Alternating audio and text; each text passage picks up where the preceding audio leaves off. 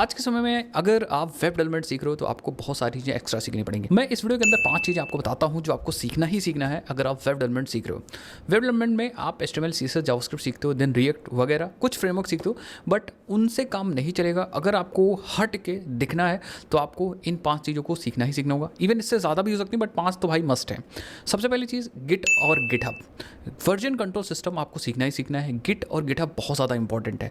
GitHub की जगह पे आप गिटलैब सीख सकते हो। बहुत सारे रिमोट रिपोजिटरी मैनेजमेंट सॉफ्टवेयर्स हैं तो उनको सीख सकते हो, बट मैं तो रिकमेंड करूंगा कि आप गिट और गिटहब को ज़रूर से सीखो।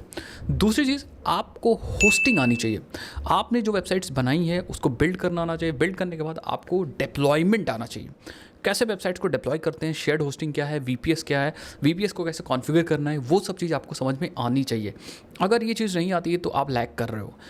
तीसरी चीज़, अगर आपने वेब डिज़ाइनिंग सीखी है या वेब डेवलपमेंट सीख रहा है तो आपको डिज़ाइनिंग भी समझ में आनी चाहिए कि भैया हम अगर डार्क बैकग्राउंड ले रहे हैं तो लाइट फॉरग्राउंड रखना है, कि लाइट ले रहे हैं तो डार्क रखना है, फ़ॉन्ट की साइजिंग कैसे डिसेंट लगेगी, आजकल ट्रेंड्स क्या चल रहा है, ये सब चीज़ आनी चाहिए। अगर आप एज अ वेब डेवलपर काम कर रहे हो या करने की सोच रहे हो तो ये चीज़ें नहीं आती तो कहीं ना कहीं बाकियों से आप पीछे हो जाते हो। हालांकि बहुत सारे लोग को डिज़ाइन मिल जाती है एंड वो उसी हिसाब से काम करते हैं, बट फिर आपके लिए वो मतलब कह सकते हो आप अभी सीख रहे हो तो डिज़ाइनिंग ज़रूर सीखो। UI UX का बेसिक्स आपको आना ही आना चाहिए। चौथी चीज़, आपको पैकेज मैनेजर आना चाहिए। Package manager means package management system के जितने सॉफ्टवेयर्स होते हैं, ऑलमोस्ट जैसे NPM आपने सीख लिया तो जो आप अपने प्रोजेक्ट्स के अंदर पैकेजेस यूज़ करोगे वो किसके थ्रू आएंगे, तो पैकेज मैनेजमेंट के बारे में आपको पता होना चाहिए क्योंकि पैकेज मैनेजमेंट के बहुत सारे सॉफ्टवेयर्स यूज़ होते हैं। एंड लास्ट, अगर आप वेब डेवलपमेंट सीख रहे हो तो आपको अच्छे से VS कोड को, विजुअल स्टूडियो कोड को समझ में आना चाहिए। आज के समय में, फ्यूचर में हो सकता है कि कोई और ID आ जाए, बट अभी के समय में VS कोड बहुत तगड़ा